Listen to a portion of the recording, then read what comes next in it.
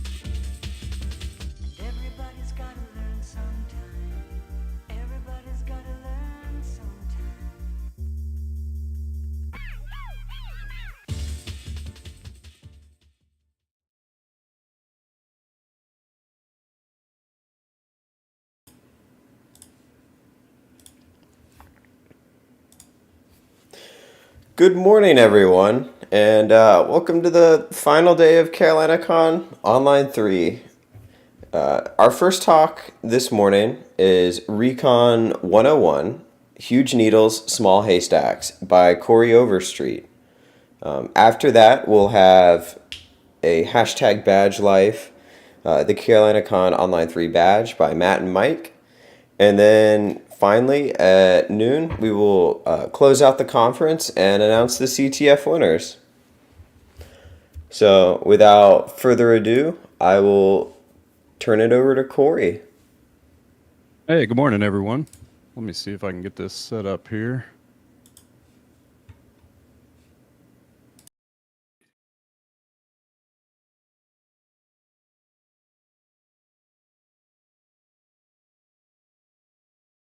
All right, can everybody see my screen?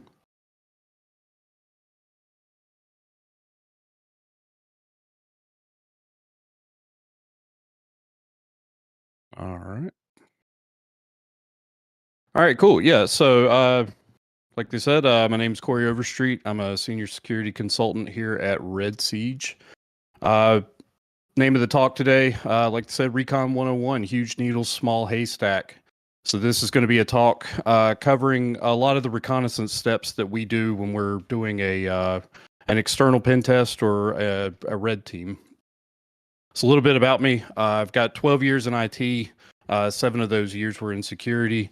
I'm into music, play a lot of retro games, tinker with stuff.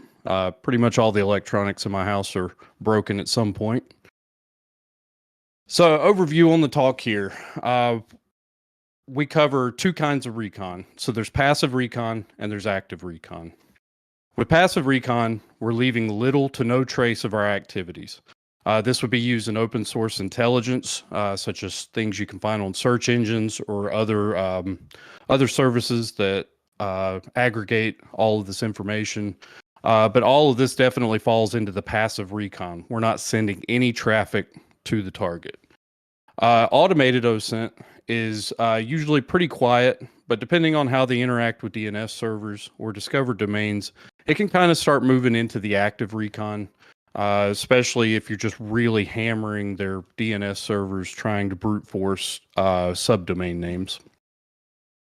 And then there's active recon. So this is anything you're doing where you're interacting with the target services when you're looking for, what kinds of things are available on the infrastructure that they're presenting externally.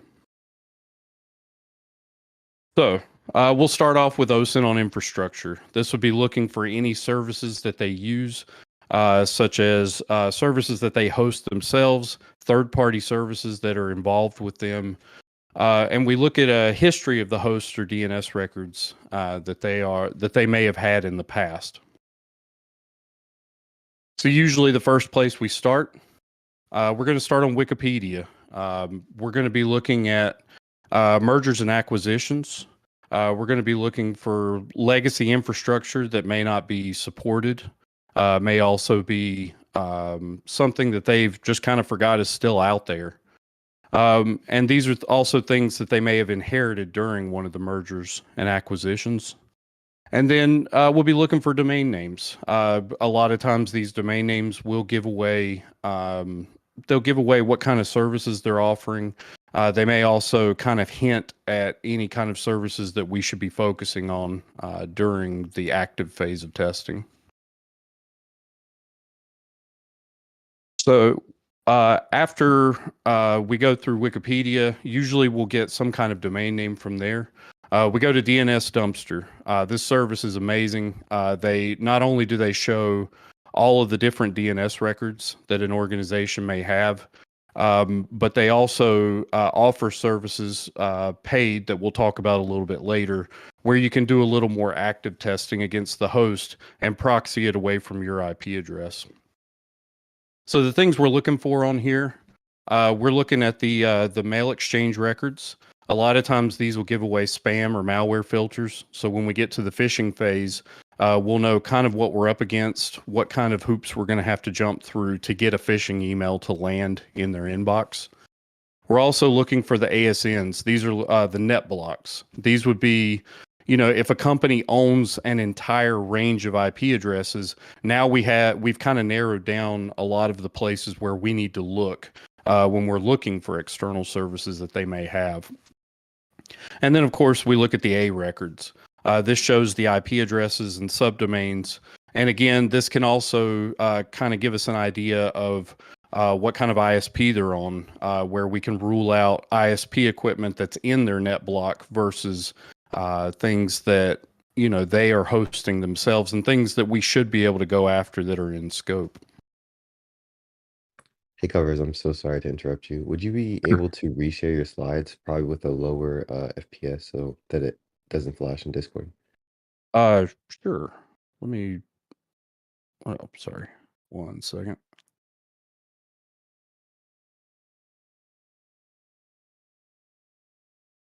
Stream quality. Go down to 480p maybe, or 30 FPS. 30 FPS, yes. Okay. Sorry, 1 second. We'll jump back in. Oh, no, All right. still flashing. Actually, can you try stopping the share and then restarting it? Sure, 1 second.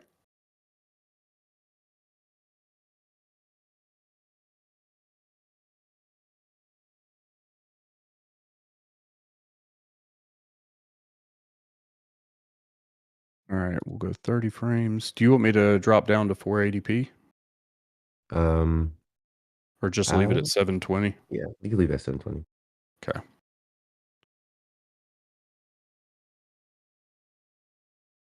Still doing it? It is still doing it. Could you actually try dropping to 480p? Sure, 1 second.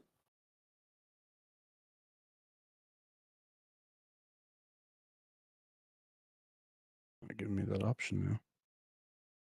There we go.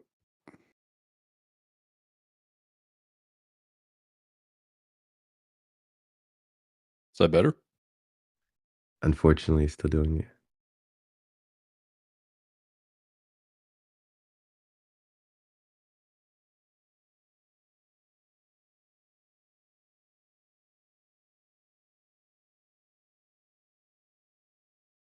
How about now? Yeah, it's still flashing. Oh, I'm not sure what's going on there. All right.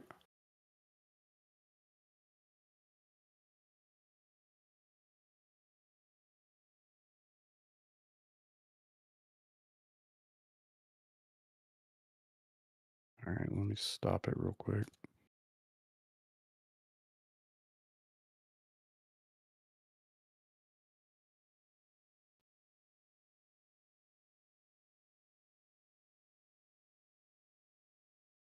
All right, I dropped it down to 15 frames per second and 480p.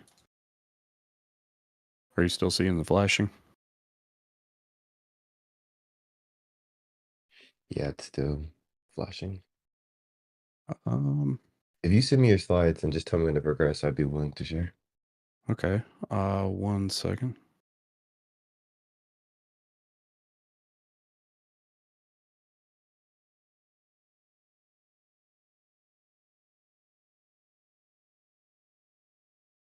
Stop streaming.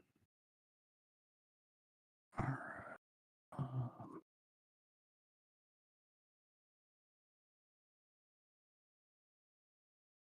All right, let's see. Who was telling me to send them to him? Titan? Trevon. Or Trevon, sorry. There we go. Uh,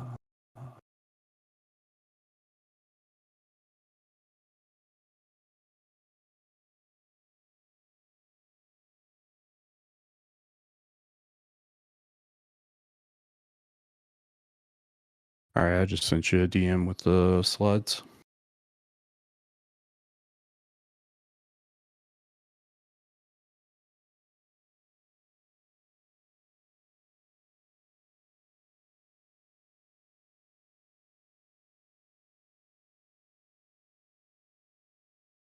Did you get them?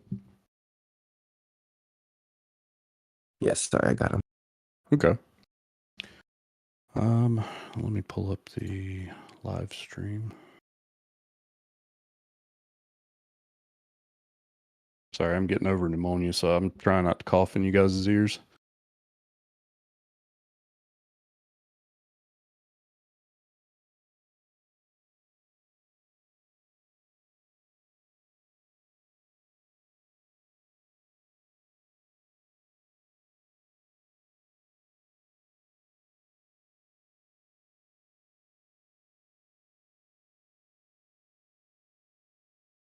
I'm sure. Let me know what slide you want me to start from. Start from slide number 6. I'm sorry, number 7. That's where I left off.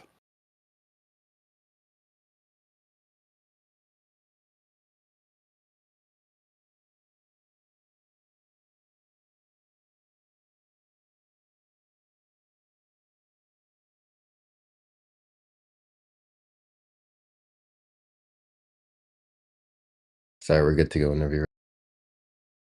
Okay. All right.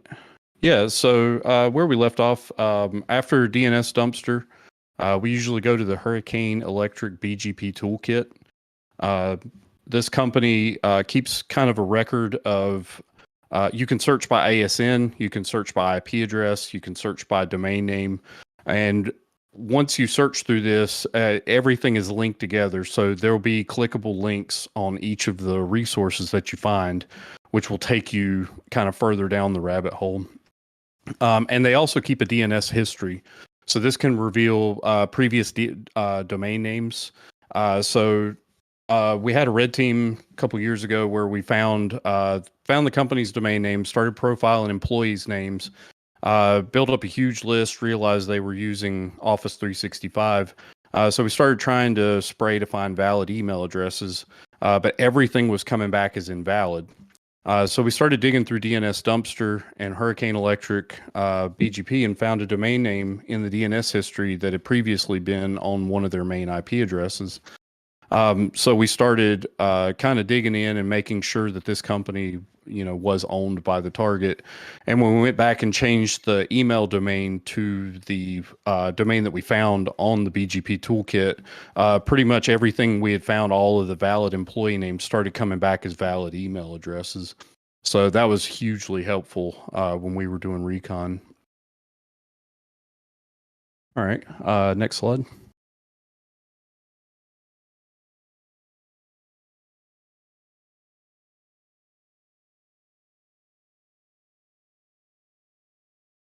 Can you go to the next slide?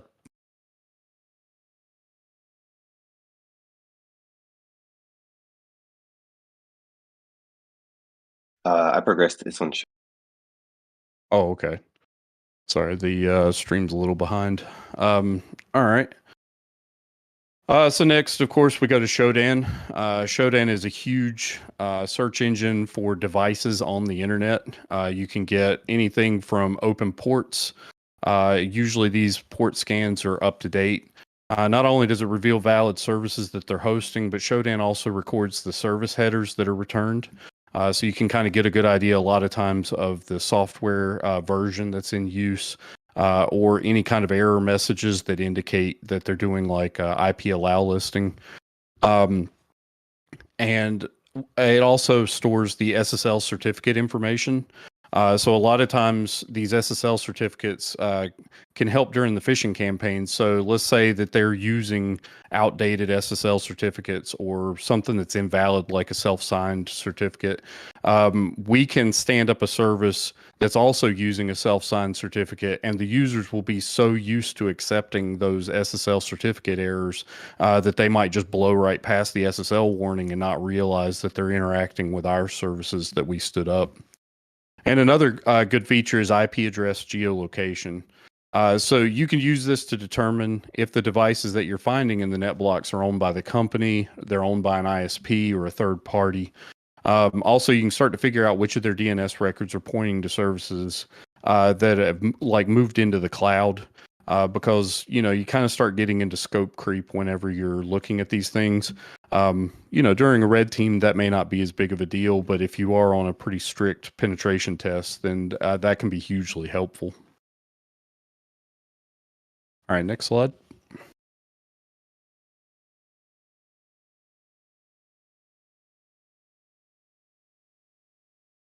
So kind of going back to the SSL certificate search, another couple of services that can go through these are census.io and cert.sh. With these services, you can also see what kind of services that they're securing. You can also find expired certs that may have been associated with hosts that they've decommissioned.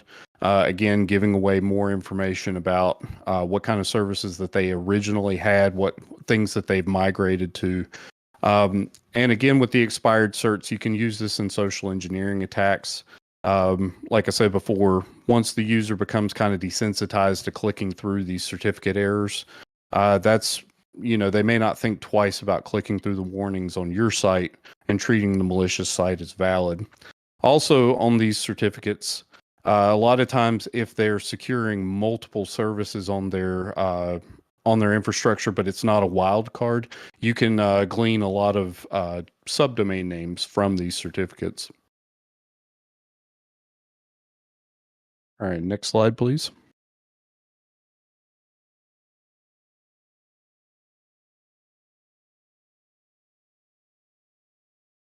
All right, so Spy on Web. This is a domain history website. A lot of times you can look at DNS history by IP address or by domain name. And you can find previously owned domains. There again, the red team I was talking about earlier, we had a target that had rebranded, and they had acquired something like 35 or 36 companies over the last 10 years. We started going back through the recon steps on each of the newly discovered domains. What was really interesting was once we landed inside their network, we started finding Active Directory domains that were still tied to those legacy domains we found externally. Once we started moving laterally through their network, we managed to move into the areas that our point of contact actually didn't have control over because they were still managed by a legacy IT department outside of their control. The great thing about this was even when we were kicked out of the network on the domains that they were watching, we still had a way back in because we had a backdoor on a domain outside of their purview. So with Spy on Web, the whole reason we found those domains and started going after what ended up being a password reset function external, we were able to find all kinds of AD domains once we got inside because we knew what to look for that we had found externally.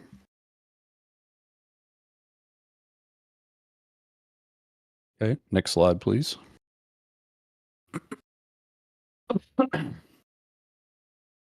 All right, so another great website is archive.org. This is the Wayback Machine. They often have complete moment in time copies of a site. They can be downloaded and searched for attack surface, and you can also host these on phishing domains. So there are tools to download those complete moment in time captures of a site. You take that, you stand it up on a site, you get it categorized the exact same as the company that you're going after. Let's say they're in finance. You try to get it categorized as finance. Then you stand that up on your phishing domain. Once it's categorized, you can take that stuff down and then stand up whatever you want, and that categorization will follow what you had. So that way, if they are filtering on websites, such as, like this has been categorized as commerce instead of finance. Once you have it categorized correctly, you're more likely to get interaction through the links that you send in your phishing campaigns. And then, like I said earlier, you can also stand this up on a personal web server and see if you can find things like cross-site scripting or other errors that may give you a foothold on the host, or on the target rather. All right, next slide, please.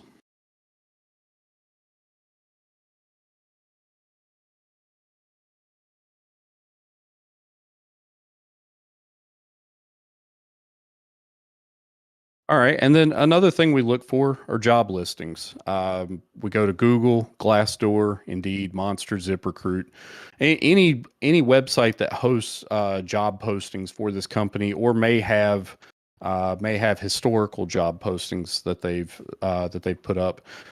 These often contain blue team technology like antivirus, EDR, malware, spam filters. They also may talk about operating systems in use, such as Windows, Mac, Linux, and the programming languages that they use for their web applications. With this information, once you land in the environment, you know what you're going to be up against, or have a pretty decent idea. But two, you also kind of know what they're looking at as far as their perimeter, what kind of services and what kind of protections may be in place. So these are often worth their weight in gold to go through. All right, next slide, please.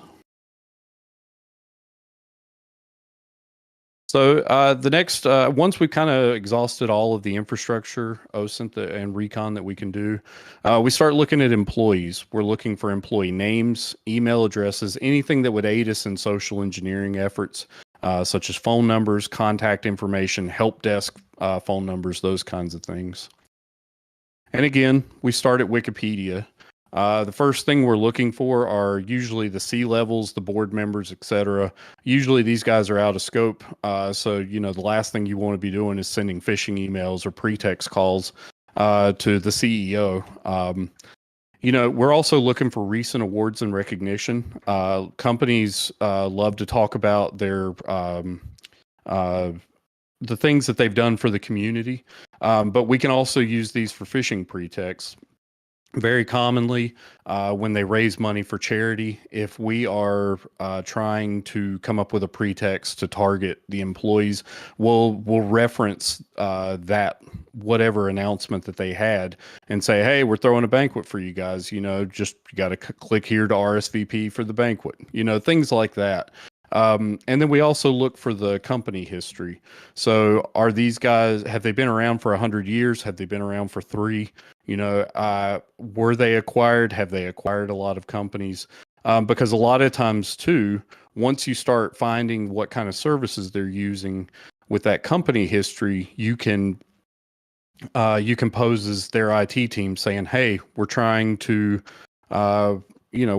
migrate to this service that we know you guys use. We need you to run this updater so that we can make sure you're in compliance with the company."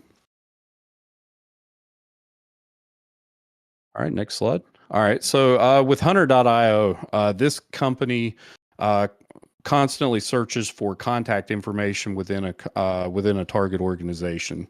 The great things you can pull from this site are the email address format that's in use. They determine this by the most common email format that they see. You can also pull just straight email addresses, and you can get employee names. Occasionally, you can get the title and phone number. So again, once you have, so-and-so's title and phone number, you can call the front desk and be like, "Hey, I need to be transferred to this person," to kind of hide your phone call coming in. But you're also, that this person is more likely a manager because you found this on Hunter.io. So again, you can use this to kind of start building your pretext for when you're trying to gain access.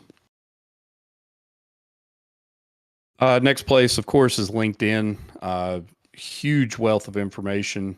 Some tools that we commonly use to scan LinkedIn. We use LinkedIn. This scans LinkedIn for employee names and title. This tool works great, but LinkedIn has kind of caught on to this. So a lot of times, unless you have connections with your Puppet account to employees in that organization, you're going to get back a lot of just generic info.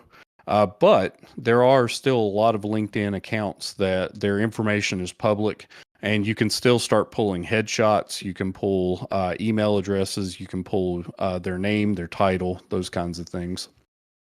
Another cool tool written by Justin Angel at Black Hills is Peasant. It has similar functionality to LinkedIn, but what it can also do is you can blanket a target organization with connection requests.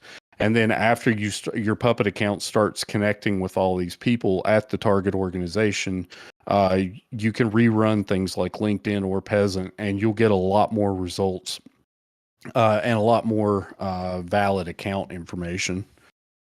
And then the final tool that we use is Gather Contacts. This is a Burp add-on. All you have to do is proxy your web browser through Burp and just do searches for the company name, and you restrict it to the site of linkedin.com. And what will happen is all of the accounts and that are linked to a certain company will be indexed by search engines like Google or Bing, and it'll actually spit out a CSV of the employee name, the organization where they work, their title. Sometimes you get phone numbers, and then any relevant information. Sometimes you can actually get information about things that they may have posted along with the company. And then the next thing we look through is public breach data. This is going to be any kind of exposures, such as password database leaks, that kind of thing. We go through have I been pwned, dehashed, paste bin. There's torrents of legacy data out there. But the things we're looking for typically are email addresses and potential passwords. Now, most of the time, companies are up to date on passwords that have been breached. They make their employees change them, and then they move on.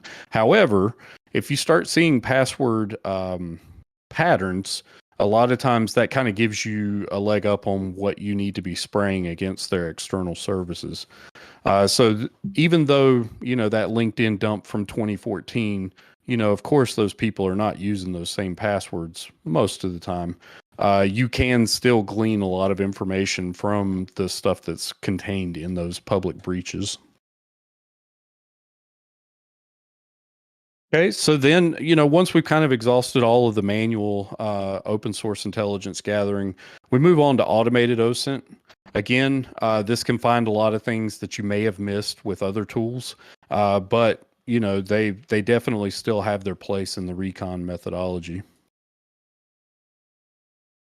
So the first tool that we go for is the Harvester. It searches through a ton of sources. You can do open source intelligence on both infrastructure and employees. It searches through all kinds of things, like stuff that's been indexed by Google and Bing.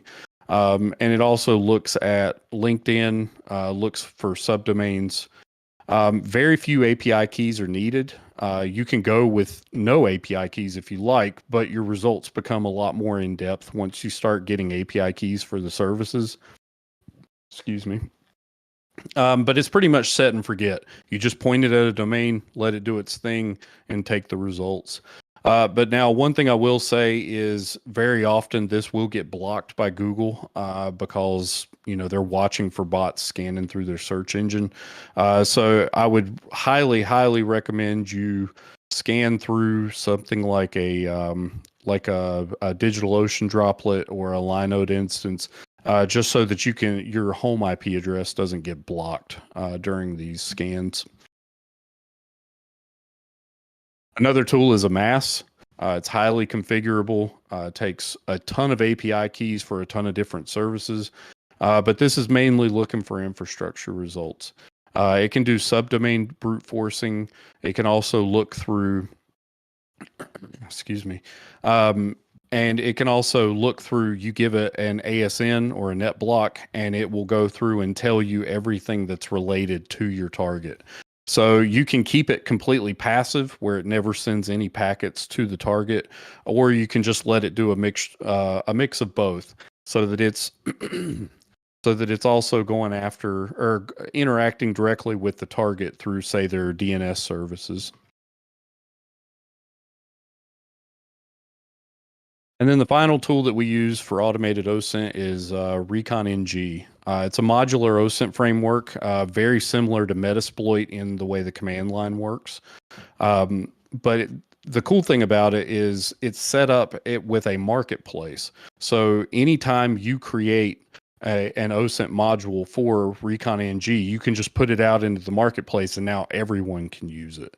But you can also create your own modules. You don't have to share everything that you create.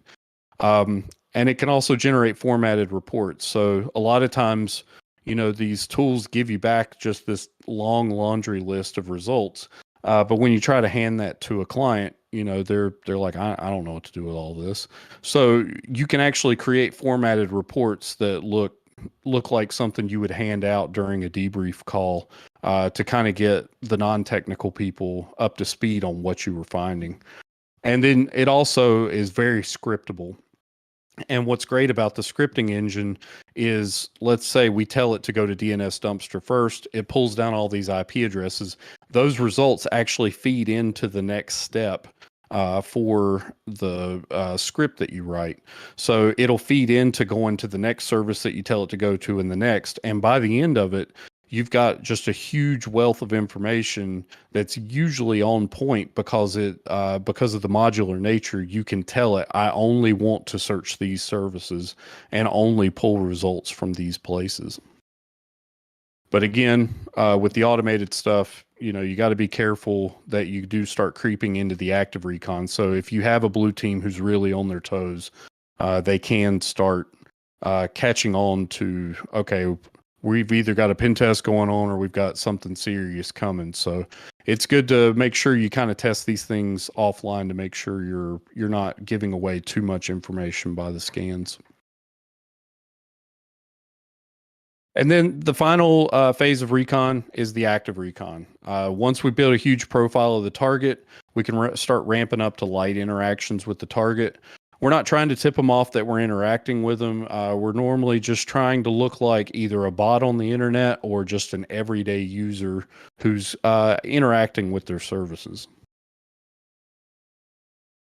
So the first tool, Eyewitness, this was written by Chris Trunser over at 40 North Security. It's an awesome tool. Basically, Python command line. You just point it at a target with a list of subdomains that you found during previous recon, and it'll go through and check for web, VNC, RDP services. But it includes all of the HTTP headers and screenshots of the service.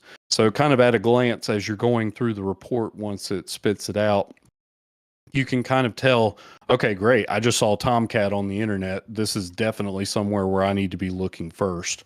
Or, you grab those screenshots for domains that you didn't necessarily have a subdomain for. Now okay, cool, this is their VMware authentication portal. Here's their Citrix portal. You're looking for the points of ingress that you'll be focusing on when you do start ramping up your attacks later.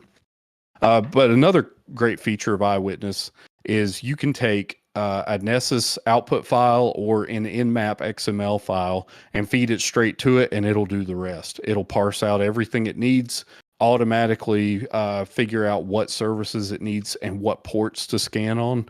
And then, like I said earlier, it spits out a formatted report, pretty simple HTML that's real easy to scroll through. Another great thing is he also keeps a database of default credentials for services.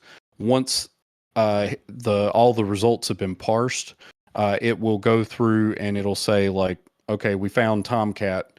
Now here's the default creds to try here if you can get to the login screen. We use this a lot on internal pen tests as well, but for the sake of recon, this tool is awesome. Another thing that seems to kind of blow a lot of our clients away is just how much is contained within file metadata for files that they've shared online. Almost every external test that we have, we find usernames, email addresses, the operating system that the document was created on, also the software suites that are used to create the file. So a lot of times we can tell if they're using Office 365 versus just standalone Office on their computers. We can tell if they're using MacBooks or excuse me, Mac OS or Windows. But the usernames are often disclosed not just through the author name, but through the file path that the file was originally saved at. So let's say they created it on Windows. You can see the file path where it'll say C:/user/ whatever their username format is. And now you have at least one username that you can kind of infer the format from. So when you start getting into looking at services like if you find NTLM authentication endpoints online, things like that, you now have a username format that you can create brute force lists from. 90% of the time, first initial, last name. But I have had clients who use special codes like 2 letters and 5 numbers. But things like that, like I had a bank recently who they used 3 letters, 3 numbers. And it took 3 or 4 days to finally start finding valid Azure accounts when we were going after their Azure AD for password spraying. But when we did finally find it, their password policy was awful. So we were able to actually start getting valid accounts and valid credentials using that method. Now, the reason this falls in Active Recon, you are going to have to download the hosted files. So I've only been burned on it once during a red team, but a huge number of requests for hosted files can start tipping off, a blue team who's really paying attention. So there's a couple different ways of looking at the file metadata. If you want to look at automated, once you have the you can actually download and scan the files using Power Meta by Daft Hack, Bo Bullock over at Black Hills. And then there's also the tool FOCA by 11 Paths. Now, what these tools are doing, they search Google and Bing for docs, spreadsheets, PDFs. Once you've pulled all those documents down, it goes through the metadata and just pulls out every field in the metadata and extracts it to a spreadsheet. And again, you can kind of look through there, look for, username patterns, look for the operating systems in use, that kind of thing. And then you can do manual file metadata. You can use Google and Bing search dorks, like search for particular file types. This company is hosting a lot of PDFs, so insight, target name, and then file type PDF. And then use add-ons like Link Clipper or download them all. And actually just go through page by page, just grabbing as many files from those search engines as you can. We've had, where you can find results of files that were posted originally 20, 30 years ago, but they still have just as much metadata in them as the files do nowadays. And then you can just create a for loop in Linux to download with wget or curl. Excuse me. Again, if you're trying to fly under the radar, I'd put a sleep between each of those requests. And maybe change your user agent to look more like a regular web crawler or like a regular web browser. And then the extract metadata is a function built into the Power Meta from Daft Hack that I mentioned earlier. You just run the PowerShell script against it, and again it spits out a CSV of all the metadata that was there. Excuse me. Something else that you can do, especially if you find a client who is still hosting their own Microsoft NTLM authentication endpoints, is you can grab the internal domain name.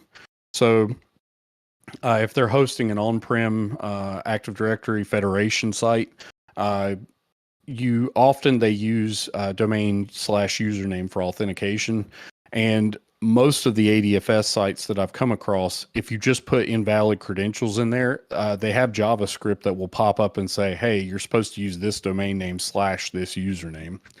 But they also have a ton of NTLM authentication endpoints that are on by default.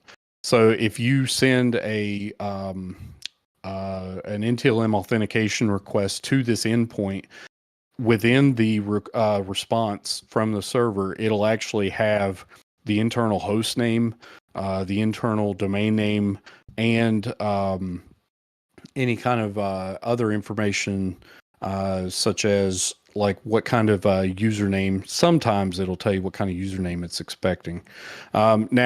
Nowadays, most of the ADFS is actually hosted through Azure, but a lot of companies who are still hosting their own ADFS, this is a huge thing to go after if you see it during your recon. Also, another one is Outlook Web Access. Again, these are kind of falling by the wayside as more and more companies move to Office 365. But again, you just throw a single NTLM authentication request to it, and then base64 decode the response, and it'll have all of the same things that the ADFS site would have. On a lot of pen tests that I did a few years back, this was usually the most often the way that we'd get the internal domain name through the request. We'd start brute forcing usernames using NTLM timing attacks. And then once we kind of compiled a list, we would just set a thing so that we would kind of coordinate with the client, figure out what their password policy lockout observation window was, and then set a loop with just a huge list of common passwords like password 1, season, year, that kind of thing. Start looping through until we got valid accounts. And then you could use things in Outlook Web Access to set up rules that would give you remote code execution, and we would turn our external into an internal. Another way you can kind of pull this all down, there is an automated Metasploit module that will output the information a little cleaner than the manual methods, but it is out there if that makes it easier. And then one of the final things we do when we're doing active recon, we do third-party port scanning. We use things like GeekFlare, T1 Shopper, IPv6 Scanner. Hacker Target is the company that's involved with DNS Dumpster and Shodan. So all of these services can be used to perform port scans against your client, while not tipping them off that you are the one coming after them. So they don't see some random DigitalOcean node coming after them. They see a service that's usually crawling the internet and looking at things that they're doing. So this may help you fly under the radar a little bit. But again, especially depending on the speed of the scan, this can definitely be a red flag that to the blue team that either a test is going on or, they've got something worse coming down the line. And so to summarize, a large part of the recon requires zero interaction with the target. That's pretty much the nature of open source intelligence. This is pretty much just going to your search engines or these third-party aggregators and pulling down just a huge wealth of information. But on top of that, the target organizations often provide a wealth of information too. Through file metadata, through their blog posts that they're posting, and through things that their employees are sharing on social media. Now, automated recon is always going to be faster, but with manual, you can definitely, like I was saying earlier, throw those sleeps in between requests. Make sure that you're not kind of tipping the scale to let the blue team know that they're currently under attack. And then we recommend defense should always perform these same recon steps to detect and remove any unnecessary exposures. The biggest thing is make sure that that you're kind of one step ahead of anybody who may be kind of trying to build a picture of what your organization does and what what kind of avenues they have to attack you. So the next slide, we have a series of blog posts on our website, basically walking through a lot of these things with the commands and a little bit of relevant output. Because I know the slides here were a little bland, but for the most part, the blog posts will walk you through a lot easier, especially with specific commands you can run for each tool. And that's it. Did anybody have any questions?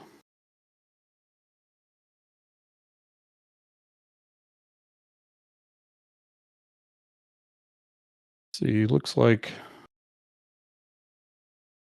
Arcane said definitely going to need these slides later. So on the first page of the thing, we actually have an automated thing that will download the slides for you if you go to this website. It's redsiege.com/haystack.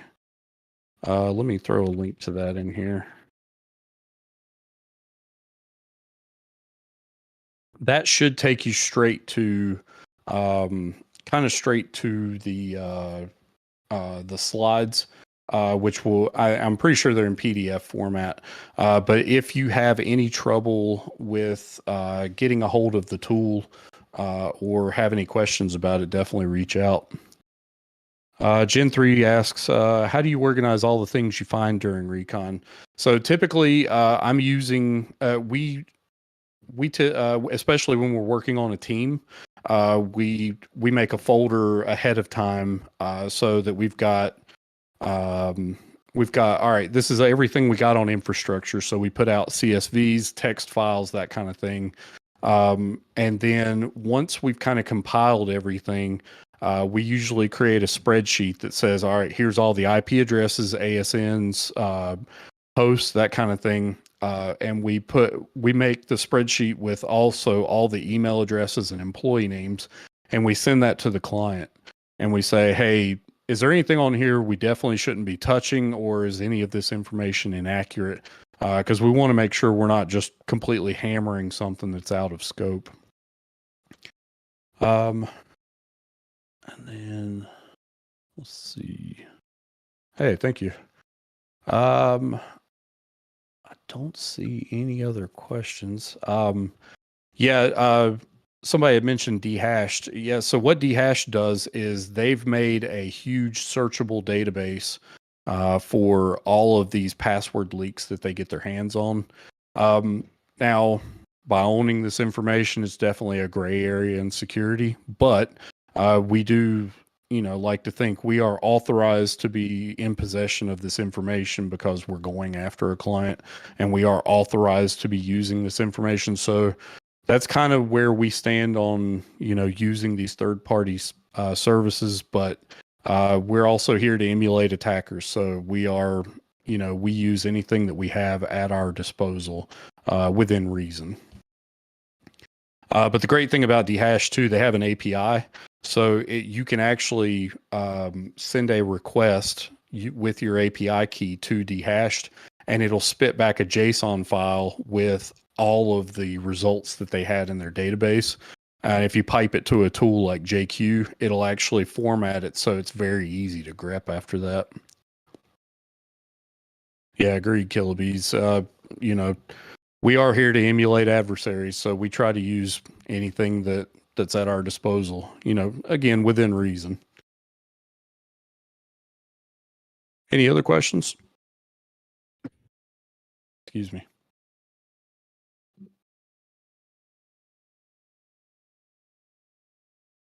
All right. Well, thanks everyone for coming out to the talk. And as always, we do talks like this pretty regularly from our company. So if you're interested, come check out the website. It's got all the information about the Wednesday offensive and the monthly Siegecast that we do. Thank you for speaking. If people have any questions, what would be the best way to get in contact with you? So I'm on Twitter occasionally. I'm in Discord pretty regularly. I'll probably stay in here, but I'm also in the Red Siege Discord. If you're interested in joining, redsiege.com/Discord. And you can even shoot me an email at work, Corey@redsiege.com. Awesome. Thank you, Corey. Yeah, no problem. Glad to be here. So, our remaining talk, Badge Life, the CarolinaCon Online 3 badge, will be in approximately 20 minutes. So, can't wait to see you there.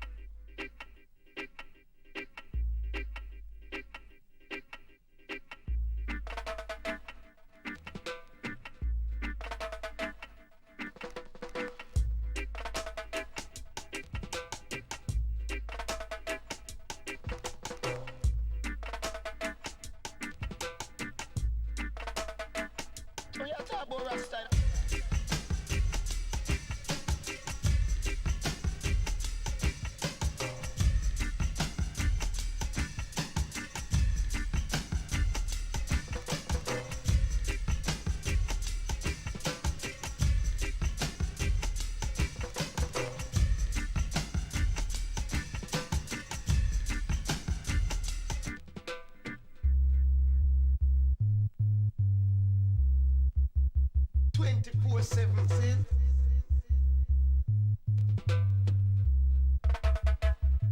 Save the road, boy.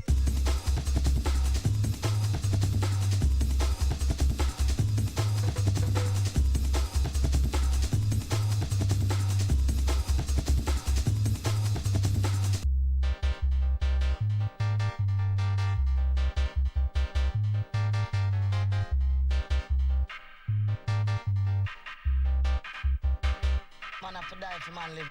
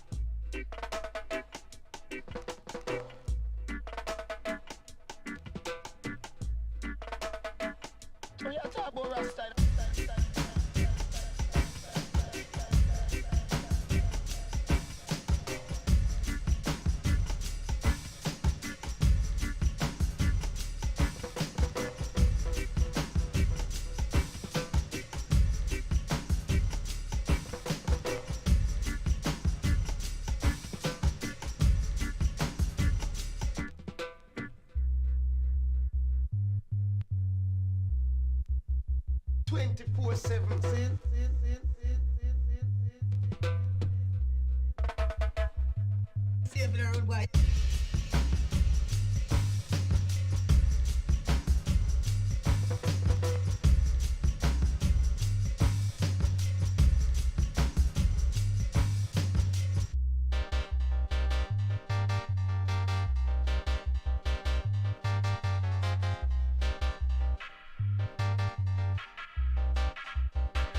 Man have to die for man live.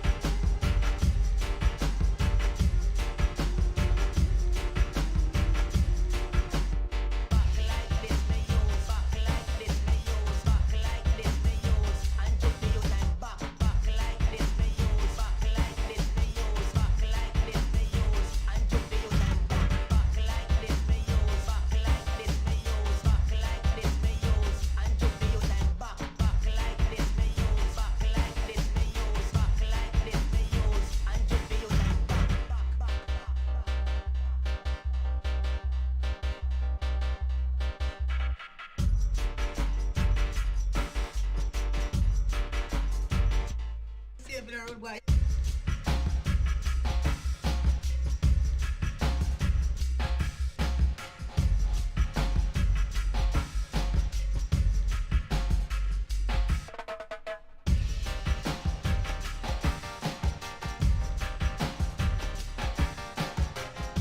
the road, boy.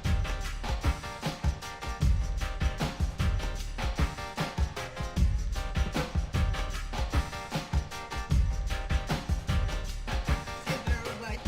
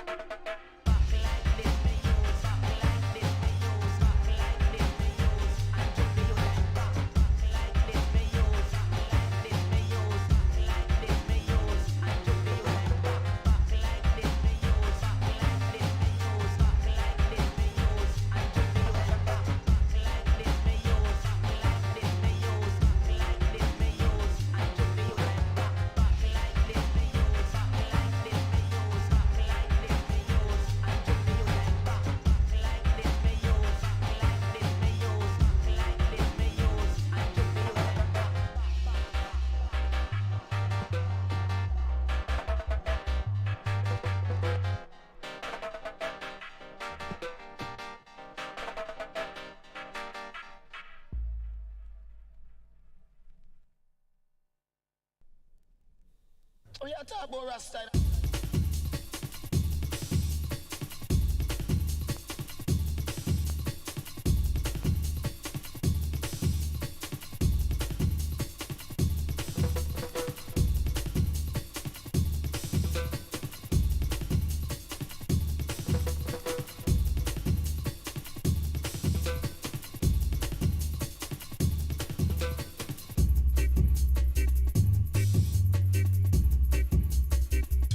24/7.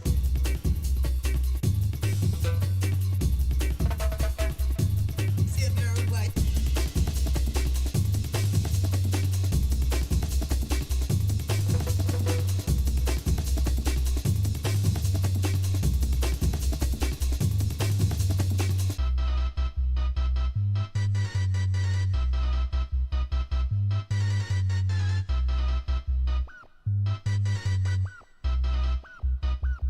Man have to die if man live.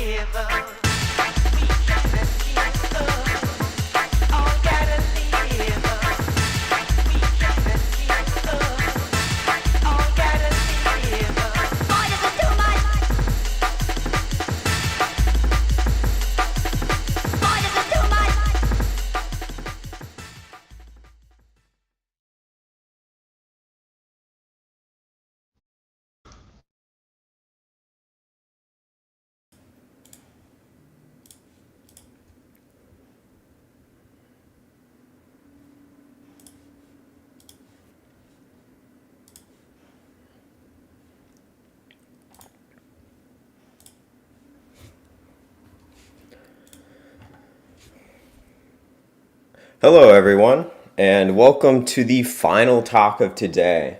In this talk, Matt will be going through the CarolinaCon online badge this year and giving it an assembly live on stream.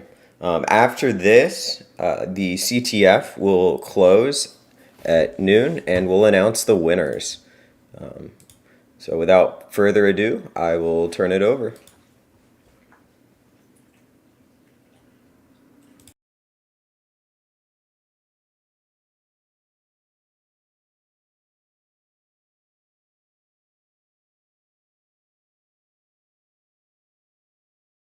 All right. Hello and welcome. For anyone in the audience today, if you can hear me and you can see my workstation here, can you go ahead and leave a message in the chat?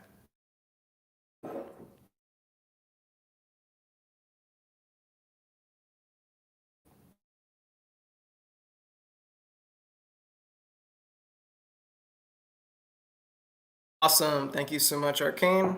Awesome. Okay, good to go. All right. Well, I don't have very long. I've only got about 10 minutes or so, so I'll go ahead and be as quick as I can with this. I am Matt. I am part of the CarolinaCon crew. Let's see. We are a all volunteer run crew. CarolinaCon is brought to you 100% via volunteers. We have no corporate sponsors, and we are so happy that everyone came out for this. We had an incredible turnout for our CTF. I think it's the biggest one we've ever had. It's been incredibly exciting seeing everyone tackle these challenges. So we just want to say thank you, everyone, for making CarolinaCon the best hacking conference that takes place on the weekend of the 22nd and the 23rd. All right. So a little bit about myself. I'm off camera at the moment because it takes forever to set up this tripod. But like I said, my name is Matt. I have helped design the past 5 CarolinaCon badges with Wonky. Let's see. I also do a little bit of combat robotics at 150 grams, 1 pound, and 3 pounds. And I also design these PCBs. Sometimes art, sometimes science, a little bit in between there, kind of hard to say. But I'm going to give a brief rundown of how we developed this year's CarolinaCon badge. So let me go ahead and start sharing my screen. I'll share, I can share a window. Perfect. So all good badges start out as a terrible idea. What if we had a badge that was a beer can? And then from there, we just kind of ran with it. This year's badge is a bit light on the electronics. If you can see my screen now, it really just has the NFC chip on the back, partially to make this one easy to solder, as it's going to be the first badge we ship out that comes fully assembled. Wow, did you guys finally figure out how to order assembly from JLC PCB? No, I'm going to hand solder every single badge. So if you went ahead and selected that option on our merch store, it'll be my hands that soldered it. Let's see. The badge this year is a beer can. We do our entire process through Inkscape to start. So you can see if I start hiding some of these layers, if I hide silkscreen, mask, art, copper, and back copper there. We start out by drawing the outline. We have our kind of shopping label tab there to accommodate any style of lanyards. Then we go ahead and we throw on the front copper. So anything that we draw on here is going to appear as that brighter green color on the badge, and as well it will be silver for any areas that we mark it with the front mask. I then go ahead and throw on the front mask. As you can see in this situation, it's going to turn those eyes silver, the ears silver, the nose silver, and for these areas where there is not copper, it's going to go ahead and expose it to make it kind of a tan-ish color. From the photos, it's more of a tinted green, but I think that's just the batch of badges that we ordered immediately. Next, we go ahead and throw on the silk screen. This is a traditional silk screen process that you might be familiar with for making t-shirts or doing other things. This is going to come out white on these badges. The detail for this isn't as great as anything else on the PCB. If you get yours, you might see some slight imperfections on the silk screen, so I try not to put anything with too much detail. This bottle cap icon is about as far as I'd really want to go with that. Oh man. Okay, I'm being told I'm not sharing my screen. Hang on. Says I am I not? Can't see it. Let me see. Okay, well, let me go ahead and fix this. Okay. Can everyone see a digital rendition of the badge at this moment? You're good, Matt. We can see your screen. It just Yes, the live stream has okay. to get. Did I just have to click it or something? Okay, either way.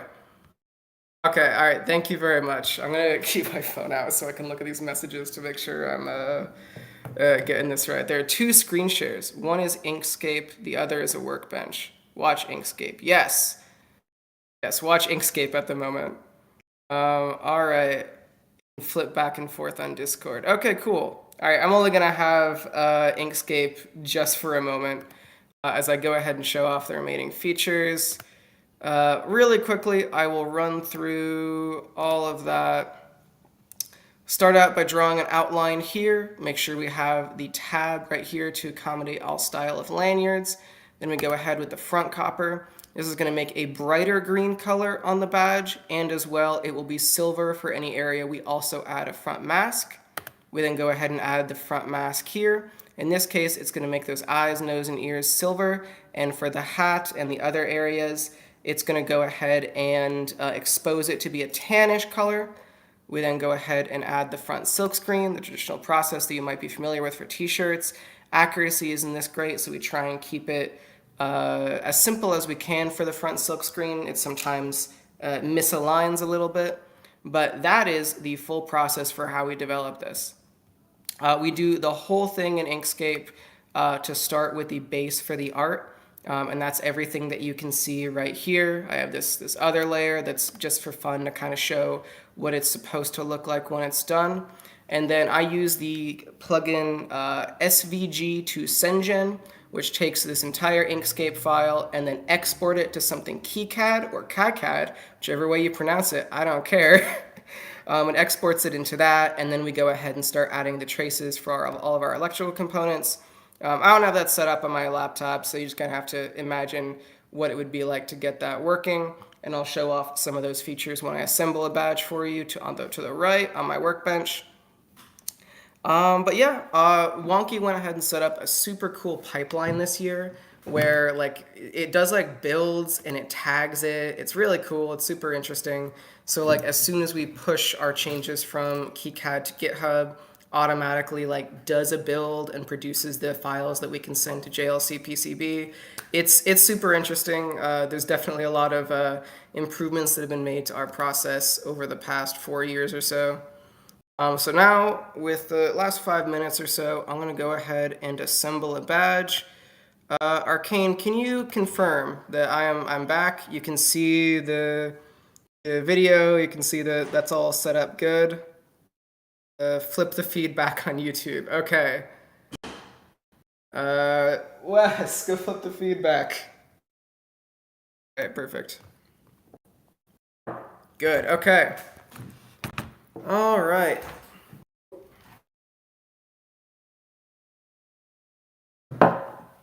Let's see. Alright, in order to get the camera angle, I'm sitting really weird, so forgive me if my hand comes out of nowhere. Awesome. I will briefly take a moment to talk about our merch bundle for this year. For anyone that has been hacking away, wants a t-shirt to commemorate this con, or wants to help financially support a fully volunteer-run con, you can get your merch bundle today, which includes a t-shirt, one of these pre-assembled badges, and one of our glow-in-the-dark stickers for just 40 bucks. You go to another con, you'll spend like 30 bucks just on the t-shirt. Here you spend a little bit more and you get a whole bunch of good stuff shipped right to your door. We're very happy with that this year. Time is running out. If you want to order that, you got to go ahead and do it now. We're not going to be taking orders for much longer, and we're not going to be ordering any extras. We're going to be getting just enough, so we're not going to have any overflow in the next year. If you want this stuff, now's the time. All right. So, taking a look at the badge itself, as you can see here, I think it came out pretty great. The one you're going to be getting in the mail does not come with these little holes right there. That was just development headers for one of our test badges that I have here. On the back, this is what I wasn't able to show in Inkscape. Wonky went ahead and wrote a Python script to automatically generate that coil there. That's in the back copper layer that enables this NFC chip to work. It is super interesting how that works. It's one of those things where it looks like, you just drew some circles on there. Difficult to get the frequency right, and Wonky can talk about that. Let's see. As well, the other feature of the badge I did not mention yet is it's also a bottle opener. You can see there, you can crack open a bottle just like that. And it mostly works. It chips a little bit, but it has to be expected. It's a little bit of a novelty. All right, I'm going to go ahead and solder this one now. I actually had already soldered this one before the talk, so I desoldered it if it looks a little messy right there. I know the resolution on the video isn't great, but I'm going to be honest, I need my jeweler's glasses to be able to even see this to solder it to begin with. You know, that's how small it is. So I have a hard time imagining the video is ever going to come out well for the stream. So let me go ahead and get started. I'm going to do a speed run because this is a one component badge compared to some of our other ones that had like 100-something individual solder points. This one's a little bit simpler for us to get right. Let's see. All right. So how I like to do these style SMD components when, you know, they're just so small to get right is I just go ahead and put a lot of solder down and then remove all the excess with my solder sucker here. Let's see, so I make sure I have this aligned correctly. I know that the small little dot on the chip goes on the top right there. That's where it needs to go. All right, I've got a little bit of solder on the tip of my iron. Let's see. Now it's going to be really tough to see, but honestly, it's nothing that is going to blow anyone away. I'm just going to put a dab of solder across all of the legs on the component here, and then I'm just going to remove it, leaving only the solder necessary to adhere it to the board. And I wish I brought my pliers, but you know how it goes.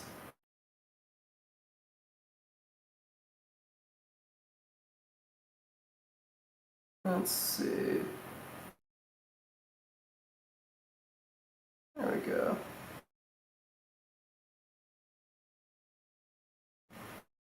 Not terrible, not terrible.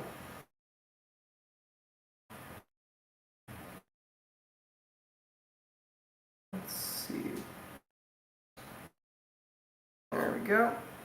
Alright, I can see all of the legs have been adhered. So now all I need to do is remove the excess solder with my solder sucker.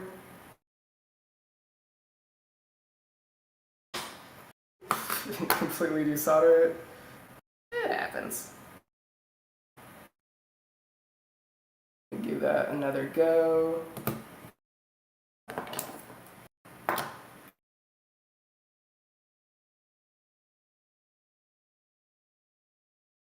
Ooh, that's flowing much nicer.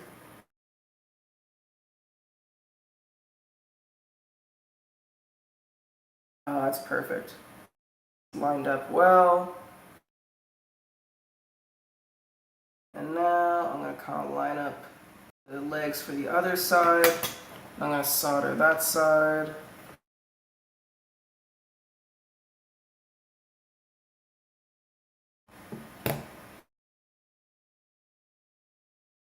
Perfect. All right, now all of the legs are soldered together. The chip will not work like that. So I'm just going to go ahead and remove the excess with my solder sucker here. All right, a little bit left.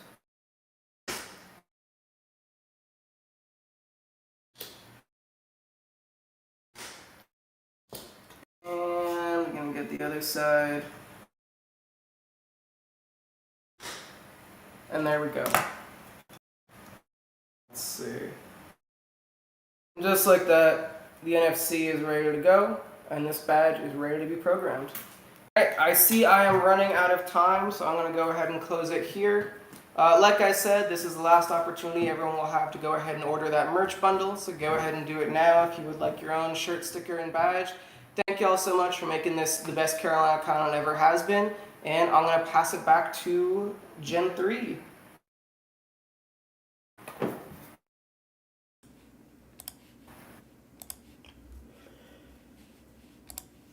Hello, hello.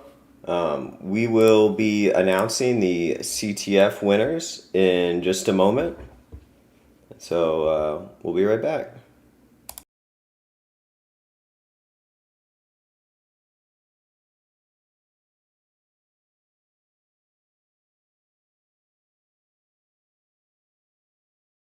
Have to cut away through jungles and climb mountains so high they rise above the clouds. The future! The future! The future! The future!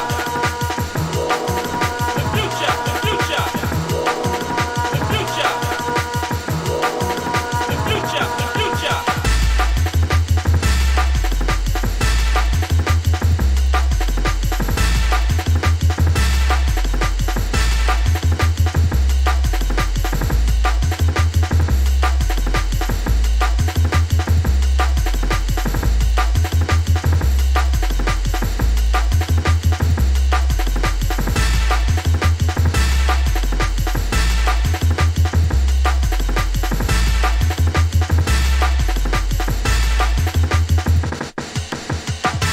We cannot give up.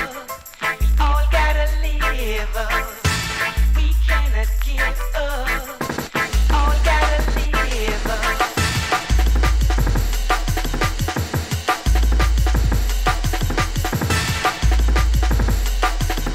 We're going, the country's very wild and dangerous. The future! Boy, this is too much. Boy, this is too much.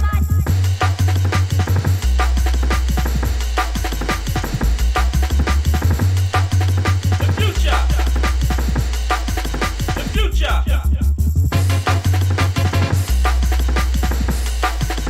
What's this?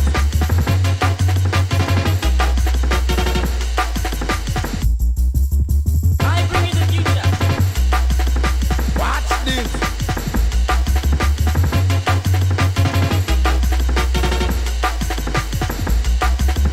I bring you the future!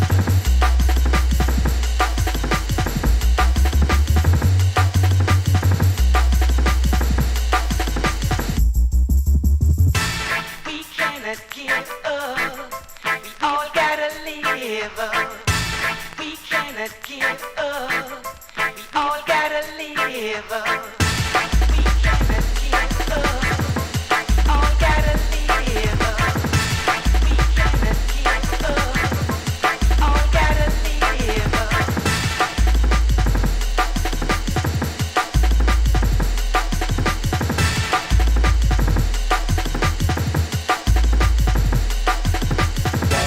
Playing in the ghetto tonight. Playing in the ghetto tonight.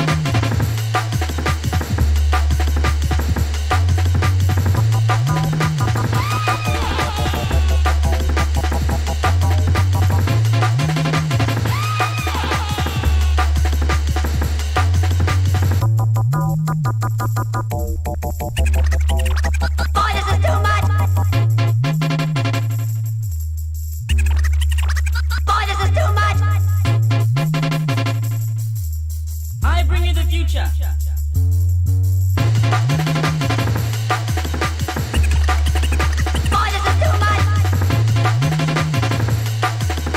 I bring you the future. The future.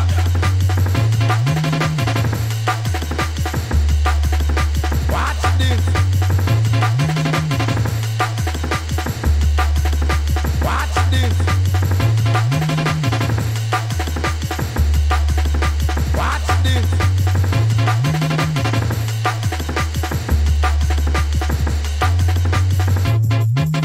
I bring you the future.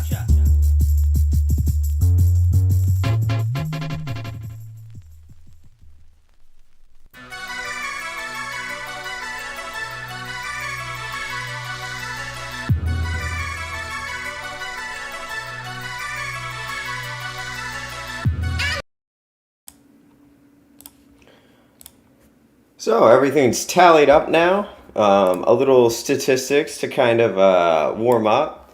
We had 78 players this year from around the world. They built up 51 different teams. And in third place, we had Ther. Second place, we had Satira. And in first place, a team of 2, we had Securasag. So congratulations all around to everybody who competed. Hapsida and Rooter, we will get you your prize soon. You have won the custom root kit coffee and a special edition of the CarolinaCon beer can badge this year. So everybody keep your eyes out on Twitter and Mastodon and the webpage to see what that looks like. And thanks so much for playing, and we hope to see you next year.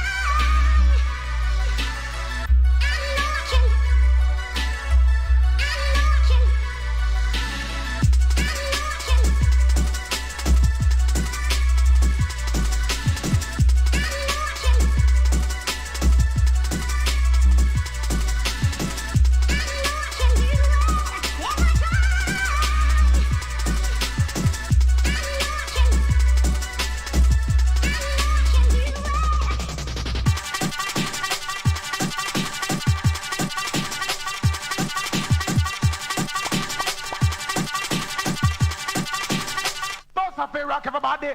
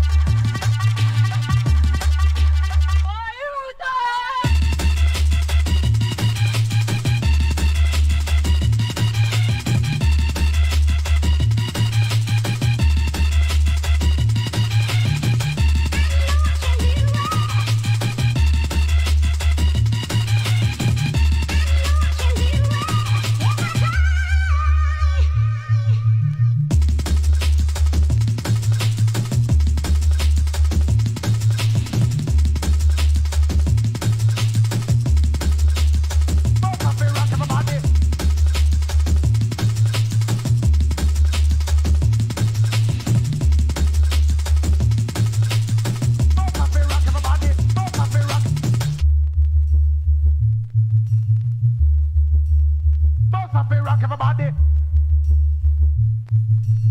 Boss up a rock everybody. Boss up a rock.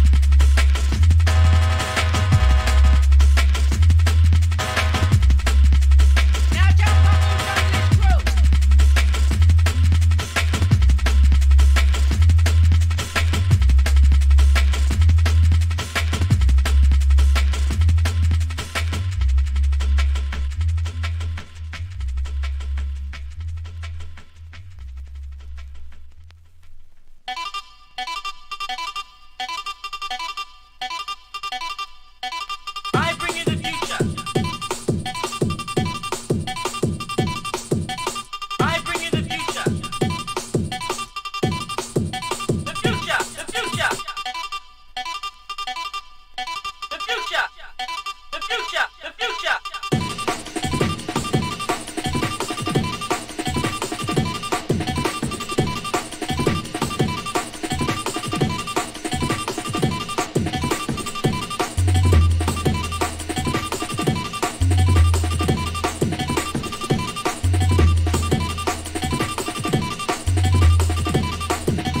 I bring in the future. I bring in the future. I bring in the future. I bring in the future. The future. The future. The future. I bring in the future. The future. I bring in the future. The future. I bring in the future. The future, the future. Boy, this is too much. The future, the future. Boy, this is too much. I bring in the future. Boy, this is too much. Boy, this is too much.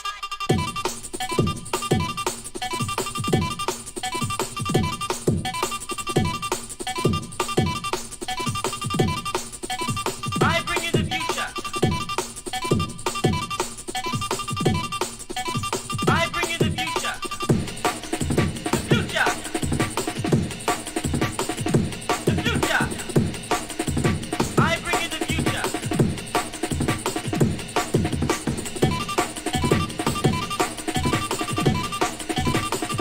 The future. I bring in the future. The future. The future. I bring in the future. The future. The future. Boy, this is too much.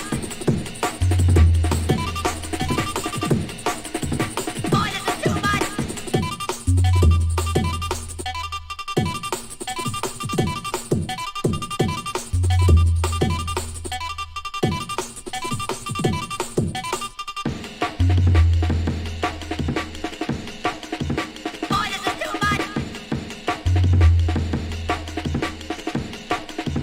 Boy, this is too much. Boy, this is too much.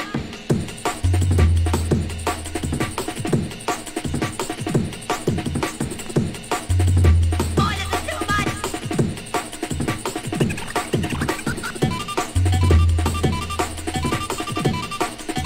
Boy, this is too much.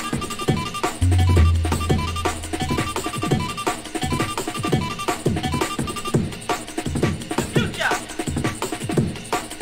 The future. The future. The future. I bring in the future. The future. The future. The future.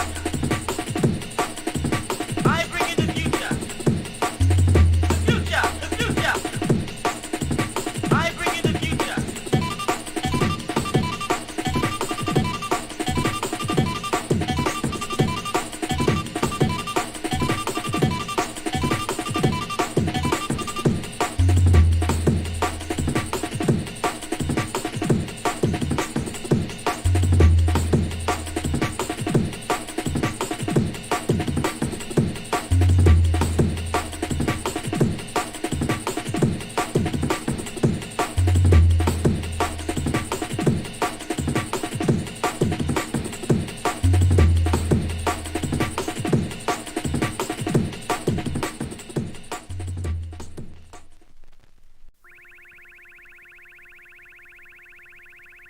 I like to say I feel good for one reason.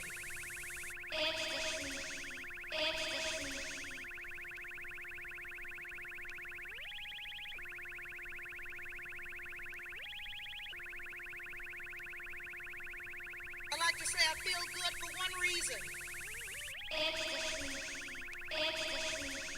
I like to say I feel good for one reason. I like to say I feel good for one reason. I like to say I feel good for one reason.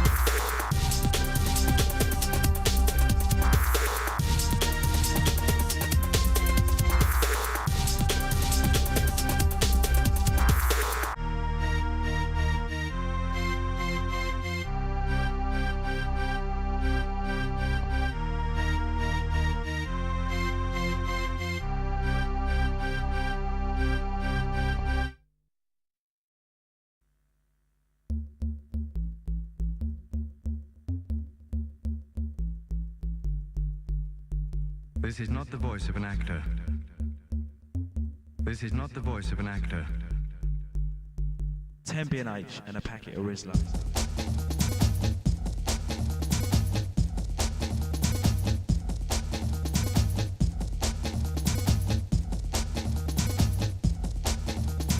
King size only, not the green.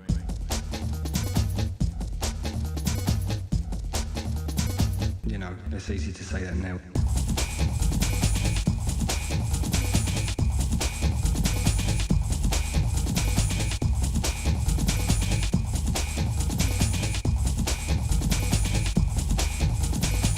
B&H, 10 B&H, 10 B&H, 10 B&H, 10 B&H, 10 B&H, 10 B&H. King size only, not the green.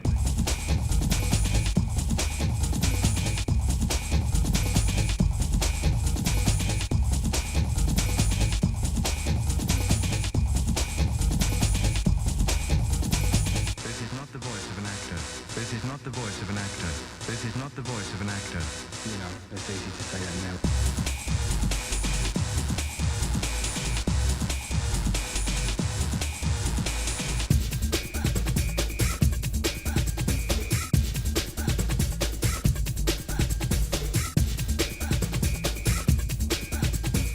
You know, it's easy to say that now.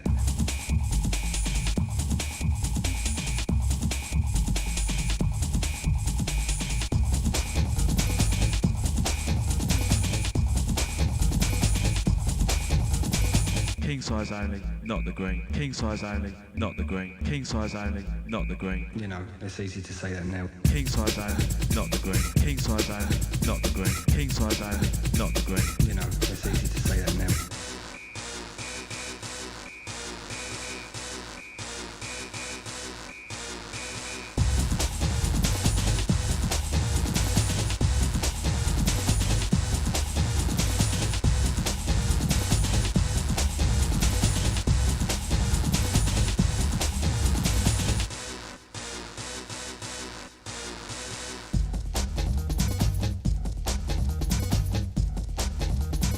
King size only, not the green.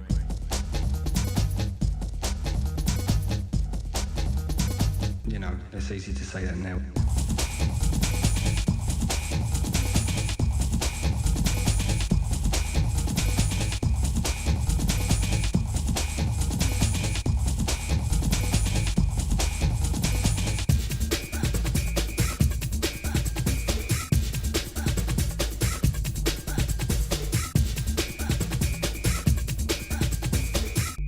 It's easy to say that now. You know, it's easy to say that now. You know, it's easy to say that now. 10 B&H and a packet of Rizla, please.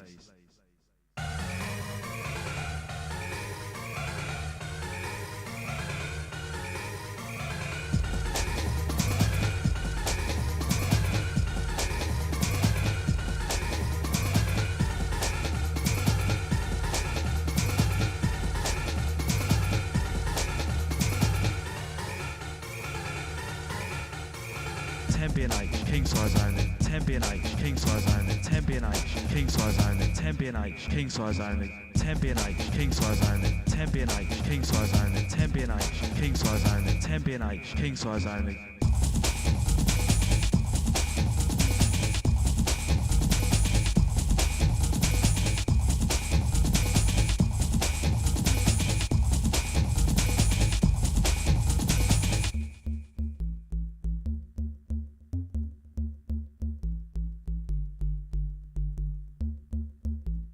This is not the voice of an actor. This is not the voice of an actor. You know, it's easy to say that now.